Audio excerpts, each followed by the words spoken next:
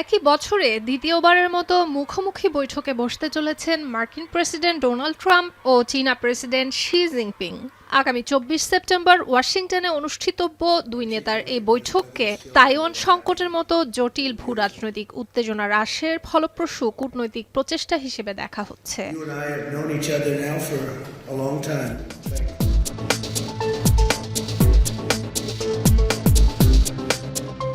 তবে তার আগেই বৈশ্বিক বাণিজ্যের অন্যতম সংবেদনশীল ও কৌশলগত তাইওয়ান প্রণালীতে উত্তেজনার আভাস।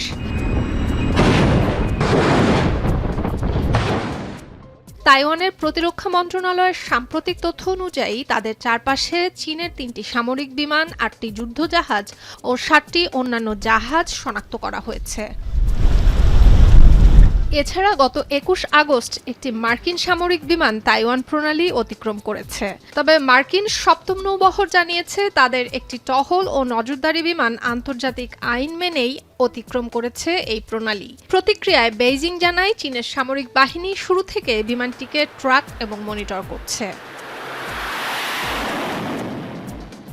সামরিক বিশেষজ্ঞদের আশঙ্কা, তবে কি তাইওয়ানকে ঘিরে ফেলার মহড়া চালানোর কথা ভাবছে চীন?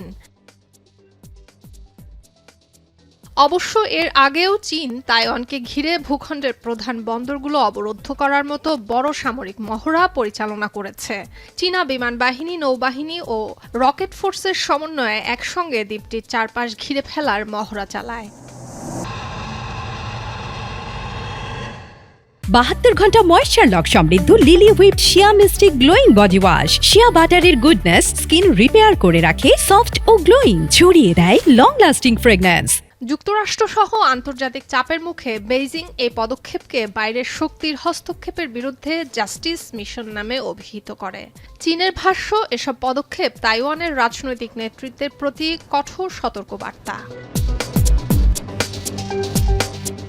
তবে আনুষ্ঠানিক কূটনৈতিক সম্পর্ক না থাকলেও প্রশান্ত মহাসাগরীয় অঞ্চলে চীনের একক আধিপত্য রোধ, মুক্ত ইন্দো প্যাসিফিক অঞ্চল নিশ্চিত সহ বেশ কিছু কারণে তাইওয়ানের সঙ্গে কৌশলগত সম্পর্ক বজায় রাখে যুক্তরাষ্ট্র। প্রশ্ন আসতে পারে, এত ভয়ভীতি না দেখিয়ে নিজ ভূখণ্ড দাবি করা তাইওয়ানে কেন সরাসরি আক্রমণ করে না চীন?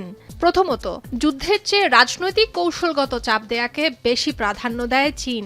এছাড়া যুক্তরাষ্ট্রের সম্ভাব্য সামরিক হস্তক্ষেপের ভয় এবং যুদ্ধের বিশাল অর্থনৈতিক ও সামরিক ঝুঁকির কারণে চীন সরাসরি আক্রমণ থেকে বিরত থাকছে। তবে তাইওয়ান আক্রমণ এতটা সহজ নয়।